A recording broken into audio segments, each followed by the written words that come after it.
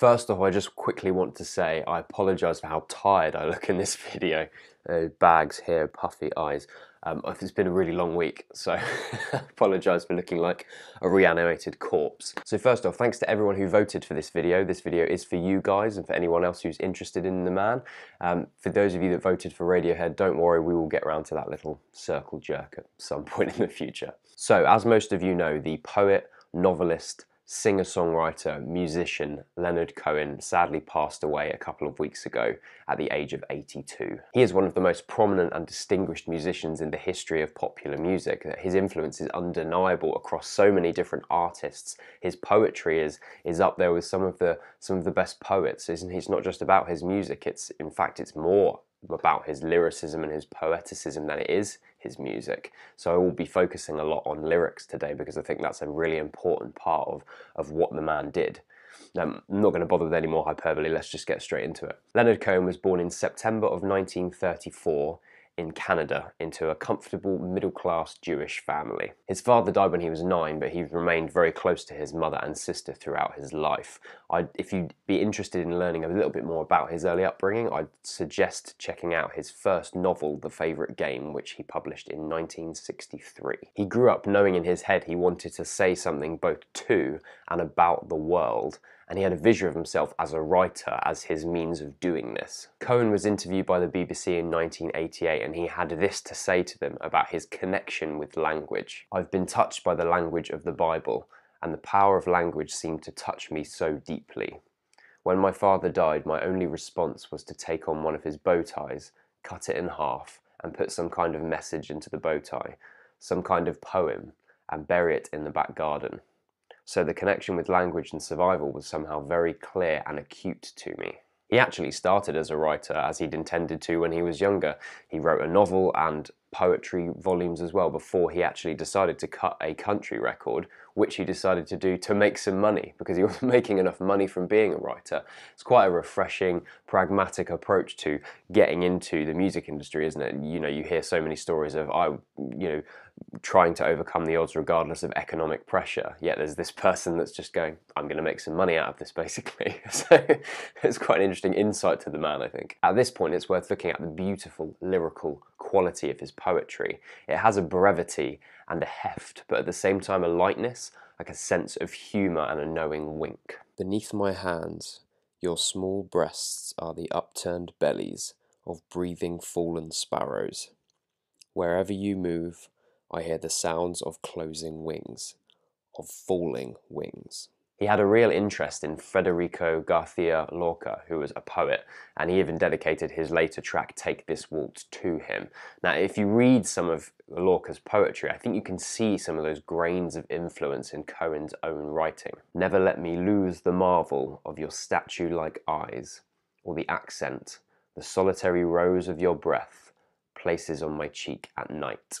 He didn't want to sing, he wanted to be a songwriter for other people, but songs like Suzanne, which he wrote for Judy Collins, that was a hit for her previously, and one night Judy actually pulled him on stage and forced him to sing Suzanne in front of the crowd, and the crowd went absolutely wild, but a minute in he was shaking so much from nerves, he said, "Oh, I can't do this," and just walked off stage, and the crowd went so crazy that he came back on and finished the performance in the end.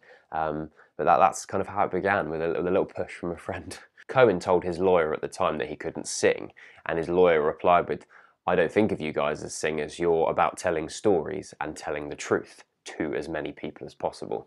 And that is the beginning of Leonard Cohen's story, his journey as a travelling musician spanning decades across the world. So his first album, Songs of Leonard Cohen, was released in December of 1967. As previously mentioned, Cohen's song Suzanne was already a hit for Judy Collins, previously being released on her album My Life. And Cohen used that track as the opening for his first album and also his debut single. What a way to kick off a musical career. Probably one of Cohen's most beloved songs in his entire discography. The world was introduced to the man with gentle Spanish guitar, lilting backing vocals, and a commanding yet comforting vocal delivery from the man himself. The opening lyrics epitomised the style and mode of Leonard Cohen's art. Lusty, romantic, witty, but full of truth and life. "Suzanne takes you down to her place near the river. You can hear the boats go by. You can spend the night beside her, and you know that she's half crazy, but that's why you want to be there. Suzanne was a dancer from Montreal who came to know a lot of the beat poets of the 60s as well as people like Leonard Cohen. There's a really interesting interview the BBC did with Suzanne herself in '98 where she talks about her portrayal in the song Suzanne.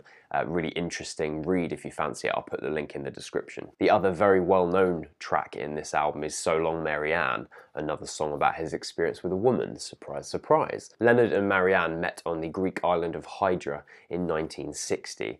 At this point, Leonard was there because he was renting an apartment for $14 a month, which was pretty shit by all accounts. I think it had intermittent electricity problems, and it was one of the only apartments on the entire island that didn't have a view of the sea. So it's pretty crap, to be honest.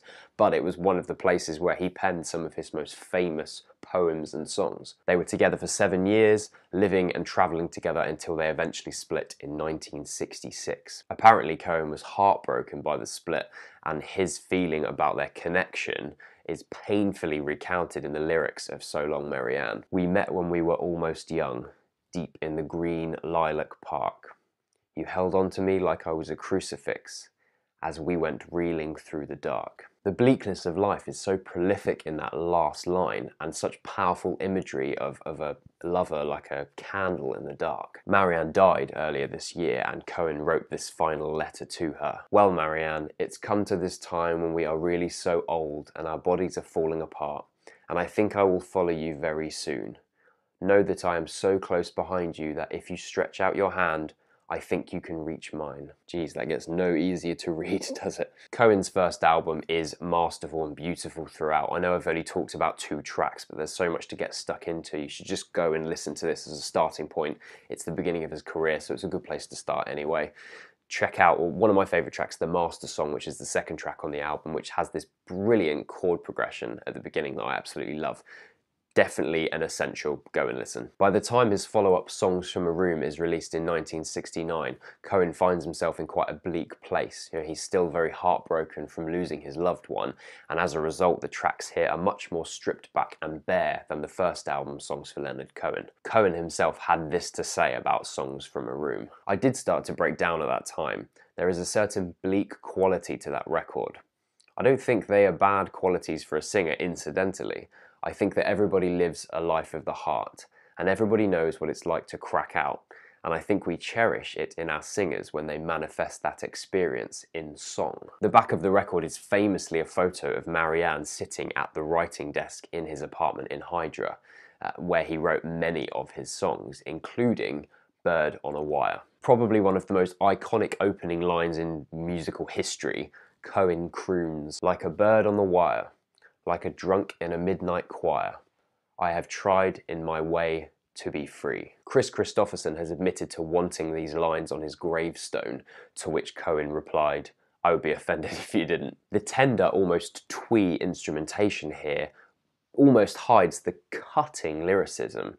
Just listen to this line. "Like a baby stillborn, like a beast with his horn, I have torn everyone who reached out for me." That's tough stuff. Another standout track is The Story of Isaac, where Cohen juxtaposes the biblical with the political issues of the present, in his own words. There is a story in the Bible about Isaac, how his father summoned him to go and climb a mountain, how his father built an altar there after he had been commanded to offer up his son.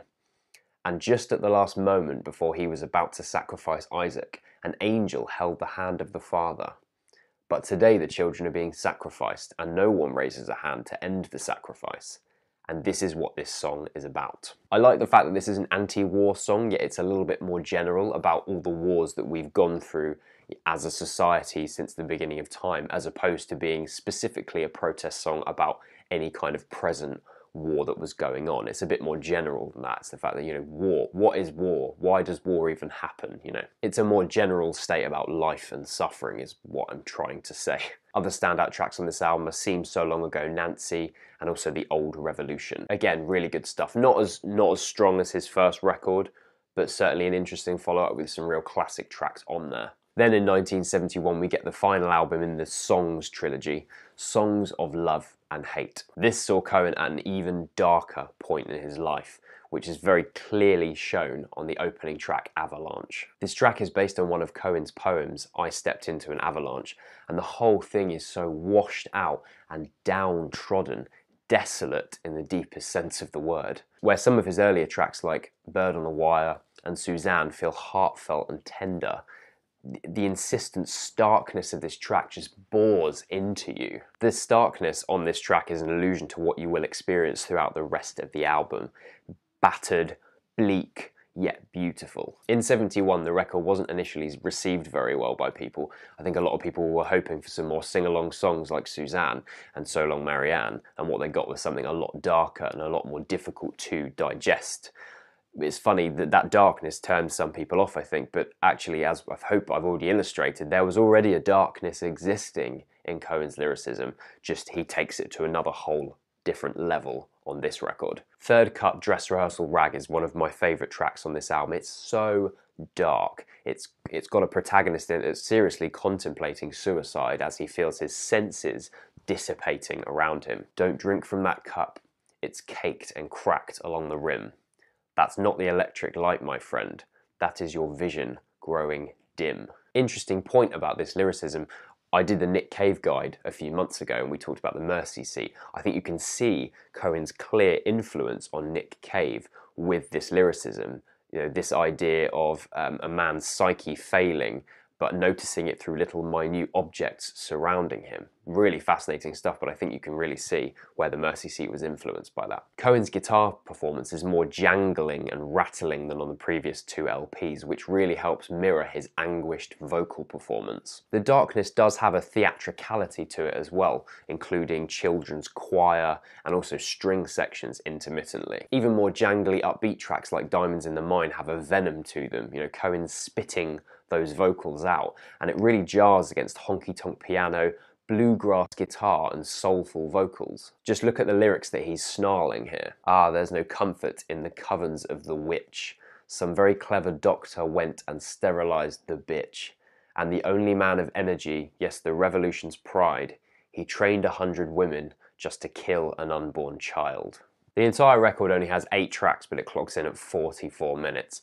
It's very heavy, complex stuff, this record, and I can see why it initially would have probably turned people off when it came out in '71, but to me this might be one of Cohen's best records. Bleak, dark, all-encompassing and captivating. In '73, Live Songs was released, which was a collection of live cuts from his last 3 records, with Mr. Cohen supporting the convict look.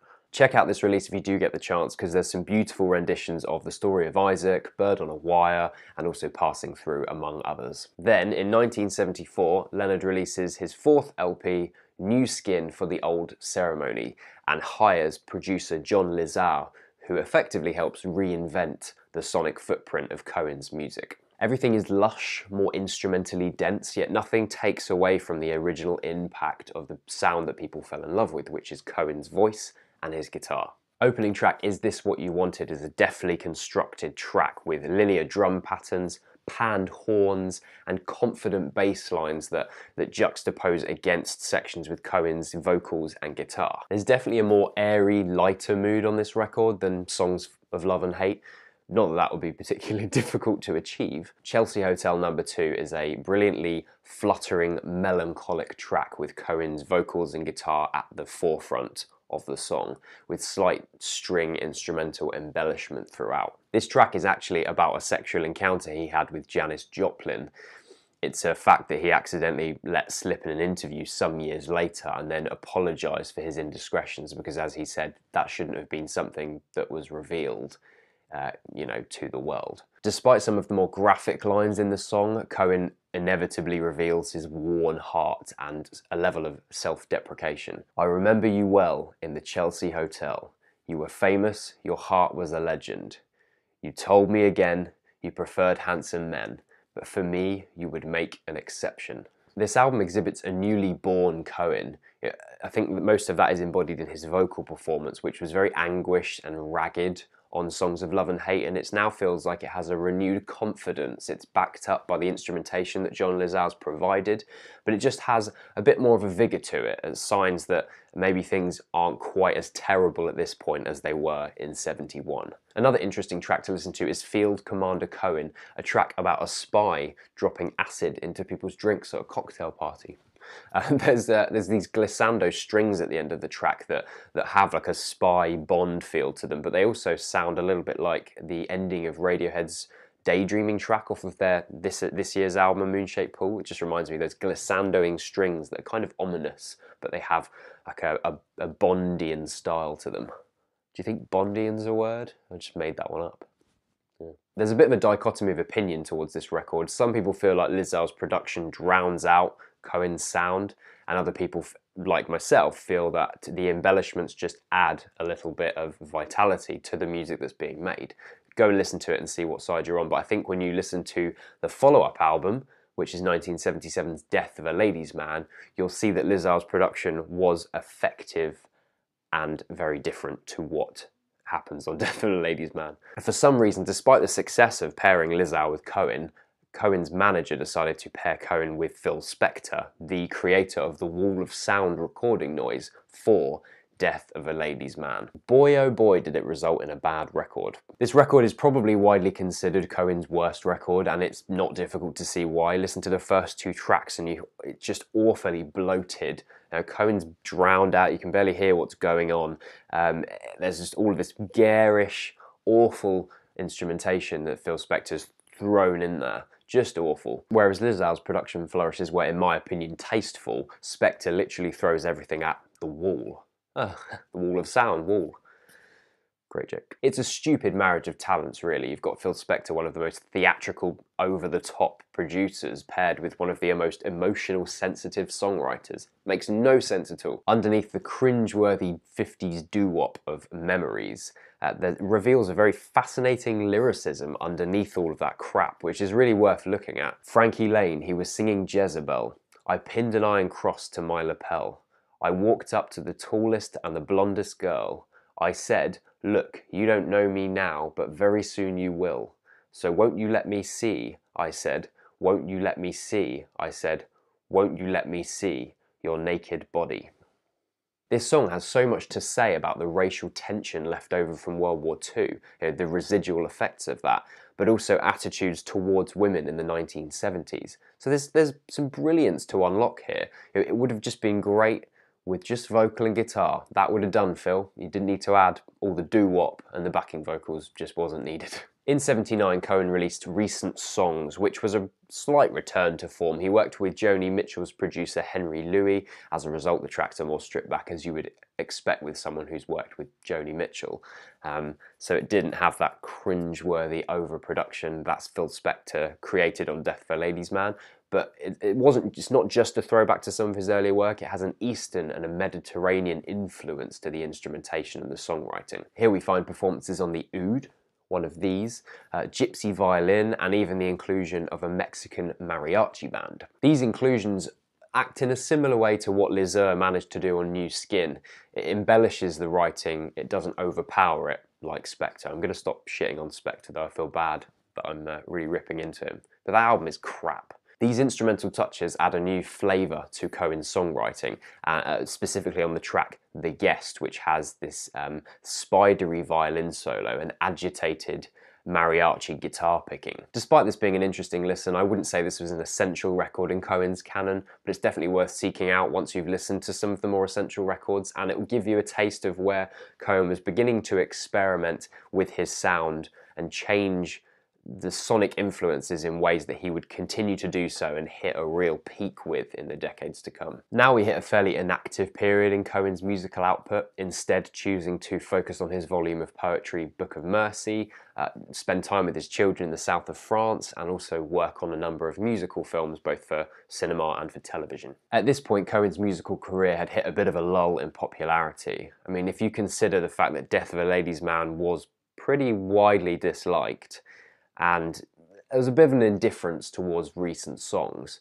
The last successful album he'd had out was '74's New Skin for the Old Ceremony. A full decade after New Skin was released, in '84, Cohen releases Various Positions with John Lazar back at the production helm again. Also accompanying Cohen on this album is Jennifer Warnes, a singer-songwriter who had had quite a lot of success in the 80s. She actually goes on to collaborate with Cohen intermittently throughout the rest of his career. In '87, Warnes actually released a cover album of songs that Cohen had written called Famous Blue Raincoat, and it's said to have been certainly part of the reason for Cohen's popularity kicking back off again. It was part of that.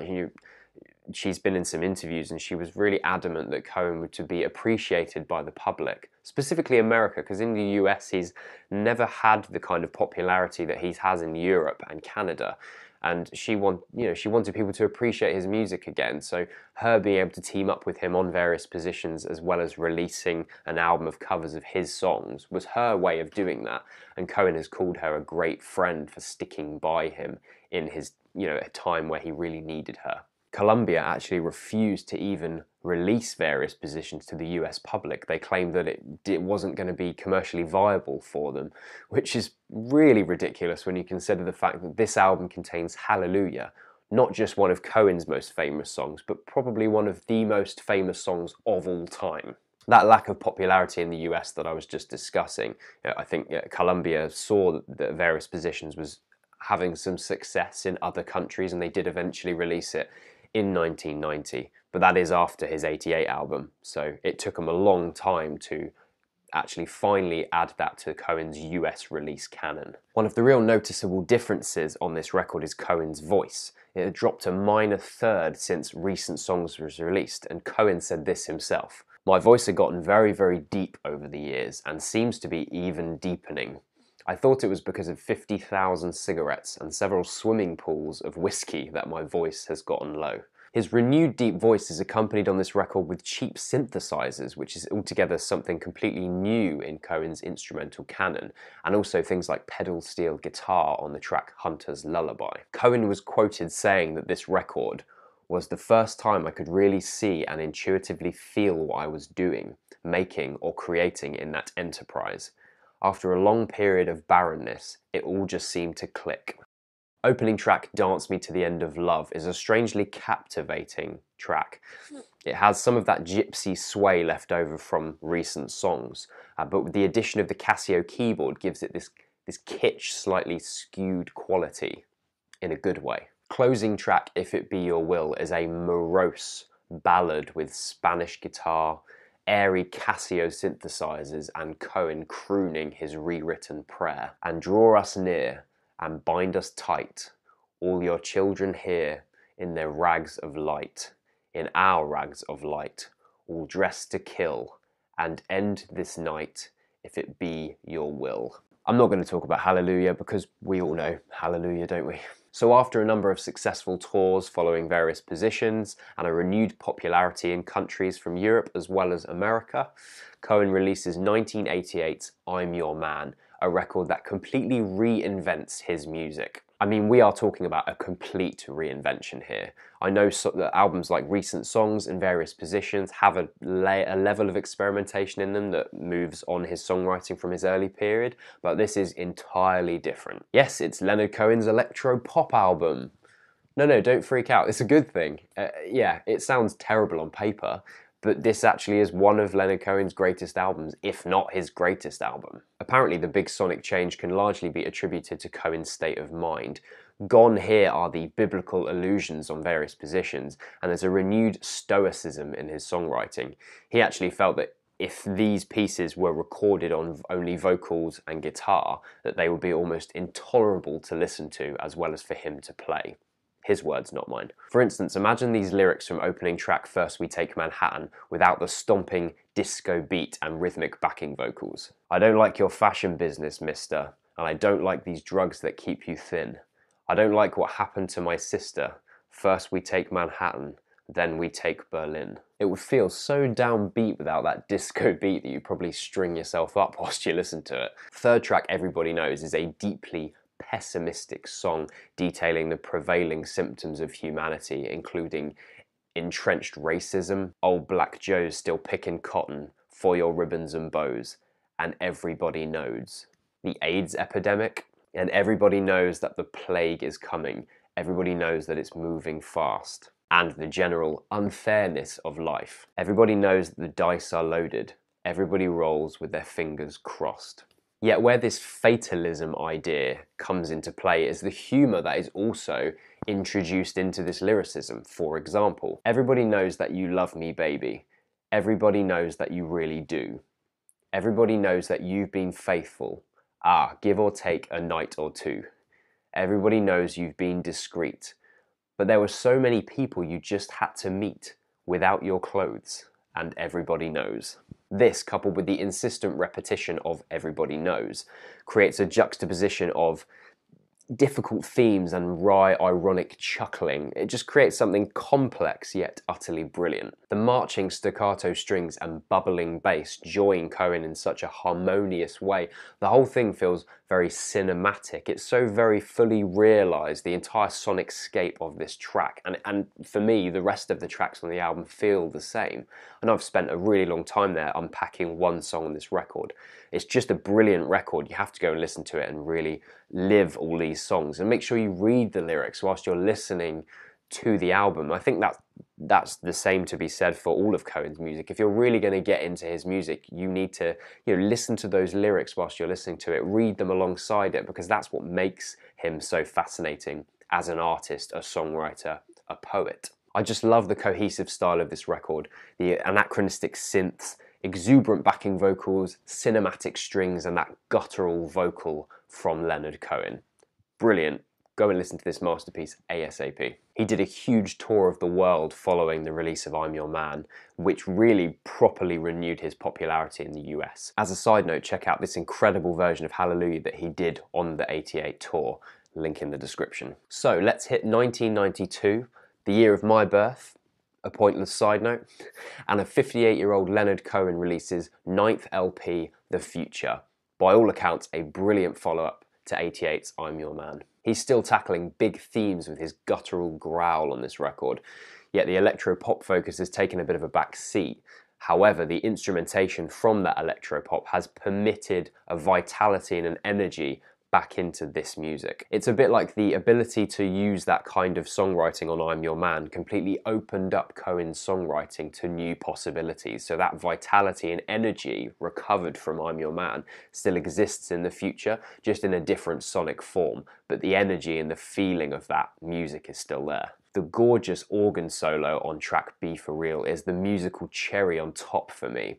It's a piano ballad track with these exquisite guitar flourishes throughout the track, just beautiful. Those serious themes are displayed on title track The Future, a lamentation of our decaying society. Give me crack and anal sex, take the only tree that's left and stuff it up the hole in your culture. Give me back the Berlin Wall, give me Stalin and St. Paul. I've seen the future, brother, it is murder. One of the best tracks here is Democracy, a marching band epic where Cohen is discussing moving forward into the future and trying to build on the horrific experiences that we faced in the 20th century.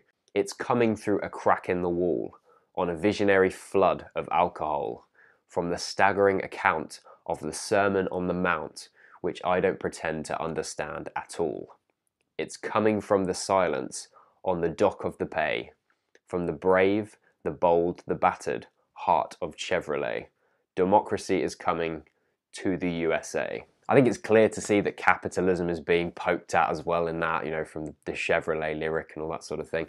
So some people read this as a blindly optimistic track, but I think if you look a little bit further, it doesn't take much to show the wry humour and the fatalism once again on display in Cohen's songwriting. Check out the live version of Democracy performed on Jules Holland in the UK around the time. I'll link that in the description below. It's got such an energy to it. It's a really great version. I think it's the first time I heard this track on that live performance video. So yeah, definitely check that out. So Leonard Cohen's personal life takes a bit of a turn in the 90s, and in 96 he is officially ordained as a Buddhist Japanese Zen monk. Boy, did this guy have an interesting life. He actually got into Buddhism way back in the 70s. So remember when I was suggesting that he was sporting the convict look on 73's live songs? That might have something to do with the Buddhism thing, in hindsight. He spent much of the 1990s in a Zen Buddhist center in California and didn't return to his musical career until 2001's 10 New Songs, which was co-written and produced by Sharon Robinson, pictured on the cover. This is a bit of a strange release in Cohen's canon. It's kind of a minor record, really, but I have a soft spot for its gentle tactfulness and its nighttime mood that's created through Sharon's instrumentation and Cohen's once again deepened voice. So at this point, Cohen's voice is low. His vocal range is way more limited than 92's The Future, but it doesn't matter one bit because his languorous flow perfectly suits the melancholic haze of tracks on offer on 10 New Songs. I think the best way to describe this record is sultry and intimate. First track, In My Secret Life, has low synth organ, sequenced electronic drums, and Sharon Robinson's backing vocals that are really beautifully soulful in themselves. And I think just reducing the framework really, it cushions Cohen's battered voice. It provides like a skeletal framework that's very intimate, but it cushions everything in a heedful way, so his voice is still center stage, and the whole thing just works together very well. Robinson actually did tour with Cohen in the late 70s, and she goes on to tour with him between 2008 and 2013, but this album is her biggest contribution to Cohen's music. I swear that Cohen's own deep, rumbly voice can be felt in your own throat when you listen to Boogie Street. It's a track with almost trip-hoppy drums and funky synth bass, which is it's interesting, it's nice, it's something completely different that adds to his canon of music. Then in 2004 he releases Dear Heather. It's a real mishmash of ideas, not particularly cohesive, but it's unsurprising when you realise that some of the tracks are left over from the sessions from Sharon Robinson, some of it is adaptations of poetry from the 80s, and the last track on the album is a live cover of the popular country song Tennessee Waltz. I would definitely suggest not starting here if you're new to Leonard Cohen. This really is a record for the completists, for the big fans. It's not a brilliant album, it's a collection of interesting ideas and outtakes, really. Having said that, Villanelle for Our Time is a intriguing spoken word performance where eventually the instrumentation joins Cohen with languid piano notes, brushed drums, and dusty double bass that creates a really nice atmosphere. We rise to play a greater part, reshaping narrow law and art, whose symbols are the millions slain. From bitter searching of the heart, we rise to play a greater part. Very poignant and probably my favourite thing on this album. And so for a pretty long time, people considered Dear Heather to be Cohen's swan song. Not so. After an ordeal of harassment and a subsequent suit towards longtime manager Kelly Lynch, Cohen was found pretty much penniless despite the insistent decades of touring and releasing albums. Don't worry, they put the woman in jail, but she wasn't actually ordered to pay Cohen back for any of these earnings that she'd squandered. So what did Leonard Cohen do? Came out of retirement, put on a load of live shows so he could make some money. Those tours that he did between sort of 2007 and 2011, he made a lot of money off of those, and I think in 2009 alone he made about $9.5 million just on that tour. Really big successful tours. He obviously made some of his money back, which was good. So it was a big surprise to people when he ended up releasing his comeback LP Old Ideas in 2012, because people weren't expecting it. They expected him to do some live gigs, remember the past, remember some of these classic tracks, so I'm going to play them for you. But no, he obviously, his fire had been lit by those live performances and he was ready, he was invigorated and ready to create music once again. So he released his Old Ideas in January of 2012. It's a carefully considered and powerful record that is probably his best thing since 92's The Future. Okay, so you know how I said that Cohen's voice was low in 10 New Songs? Okay, so at this point his voice is pretty much sub-bass in quality. That imperceptible growl is captivating though, and his themes within these songs on Old Ideas are also captivating. They're themes of love, loss, desperation, depression, all tackled in that signature Cohen way. His personal and funny lyrics on track Going Home prove that he's lost none of his wit or brevity in his later years. I love to speak with Leonard. He's a sportsman and a shepherd. He's a lazy bastard living in a suit. He wants to write a love song, an anthem of forgiving, a manual for living with defeat.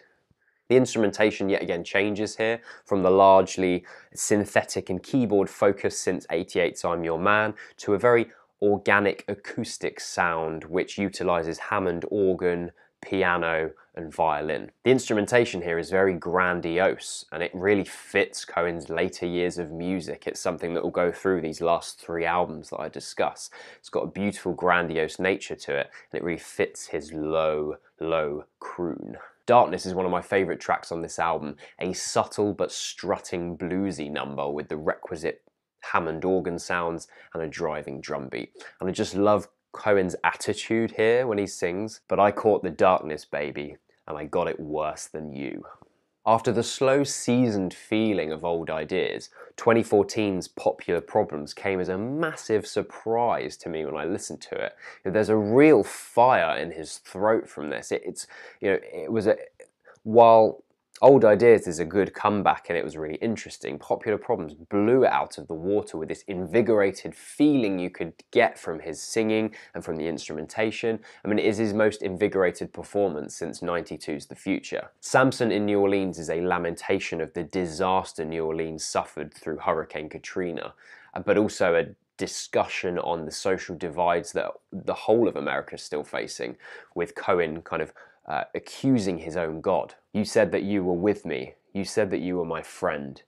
Did you really love the city, or did you just pretend? The brilliantly self-aware track Slow is all keyboard bass and Hammond organ with this driving bass drum 4-to-the-floor beat, and Cohen's self-aware poeticism is brilliantly displayed here. I'm slowing down the tune. I've never liked it fast. You want to get there soon. I want to get there last. It's not because I'm old. It's not the life I led. I always liked it slow. That's what my mama said. Now this album takes on the themes of mortality like Old Ideas does, but also the social themes that I've already discussed. But brilliantly here, he's discussing himself getting old. You know, that's what this is. But it's that wry poeticism again, that fatalism, a bit of a knowing wink, and again, that's just what punctures all of his lyrical themes. There's a bit of a lightness to it, so it's not so doom and gloom. Even though some of his lyricism is focusing on mortality, this album, Popular Problems, also focuses on large themes, a bit like 92's The Future and 88's I'm Your Man, and going further back than that. He's got tracks like Born a Slave that discusses his Jewish ancestry. You've got tracks like Nevermind with its Arabic backing vocals that is talking about the uselessness of war, but it's also bringing to the fore contemporary wars such as what's going on in the Middle East at the moment. Basically, this album is such a return to form. I do think it's his best since 92's The Future. I think it's a fantastic album, and it's amazing that he created an album with such cohesion that's so captivating so late on in his career. And now we get to the last Leonard Cohen LP, You Want It Darker, released in October 2016. This truly is a fitting swan song for the dark, wry, intelligent poet who has captivated millions of people since the early 60s. A shadowy, overcast, sparse and moving record for sure. Most of Cohen's vocal performances were recorded with his son Adam at his home and then sent across via email to his musical producers and collaborators. At this point he'd suffered from multiple fractures of the spine and was in quite a lot of pain. So he was confined to his living room whilst making this album and collaborating with people that were somewhere else. This is the kind of album dealing with that weighty subject of death. It's so heavy in its mortality. And much like 2016's Black Star by David Bowie, it's a record that deals with death and experience, life experience, but there is like a droll doggedness to You Want It Darker, the same as the rest of Cohen's work. It's not all heavy-handed and deep and depressing. It has a lightness to it, and despite the heaviness of the instrumentation on this record, that still does shine through. He knows that he's had an incredible life and he's here to recollect on those facets of existence, reflect on them and talk about them. On the track On the Level, Cohen sings, "Let's keep it on the level. When I walked away from you, I turned my back on the devil, turned my back on the angel too." On the face of these lyrics, it's a relationship that Cohen's choosing to walk away from.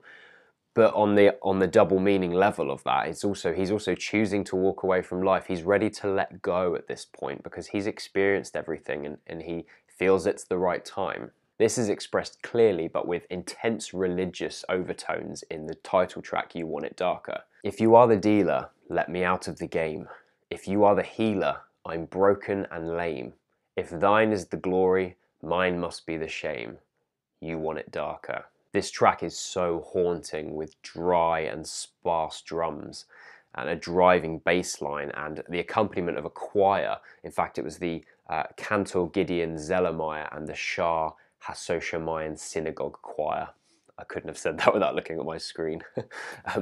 But what their vocal delivery does, it makes me shiver. It has this ghostly, spectral presence to it, and it just adds even more weight to the subject matter. It adds even more, the grandiose nature I was talking about on Old Ideas and Popular Problems, it's here, but it's even more grandiose. Like, I'm not a religious person, but the religious tones are just, they're so hefty, you feel like you're in a cold cathedral listening to it almost. If I Didn't Have Your Love is an amazing track. Later on in his career, Cohen had this incredible ability to make listeners hang off every word of his vocal delivery.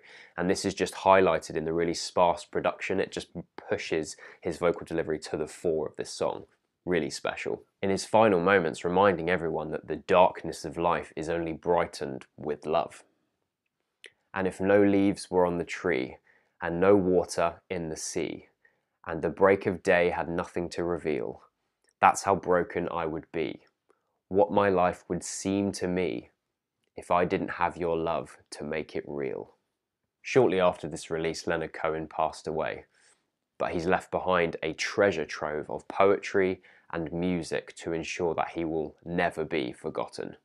Cohen himself said that he had no sense of his own work, that he wasn't really one for nostalgia and looking back at his music or writing, which is a fascinating indication of the man, something you wouldn't really expect from an artist writing about the human condition and personal emotional experiences of life.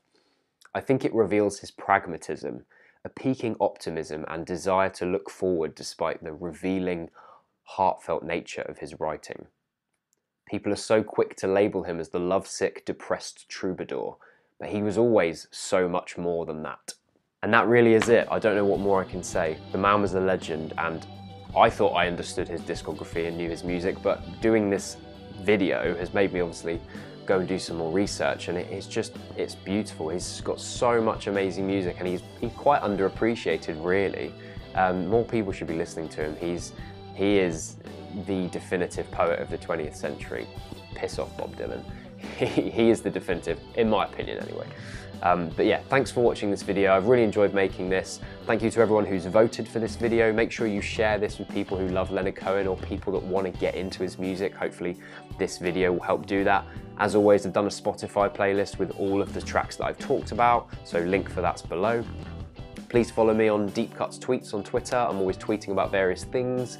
I won't be back for a couple of weeks because the next video I put up is the Deep Cuts Best of 2016. So there's quite a lot of work that's got to go into that. So I probably won't put anything up the week after this. But hopefully this video will be enough to sink your teeth into for the time being. But thanks for being here, and I'll see you soon.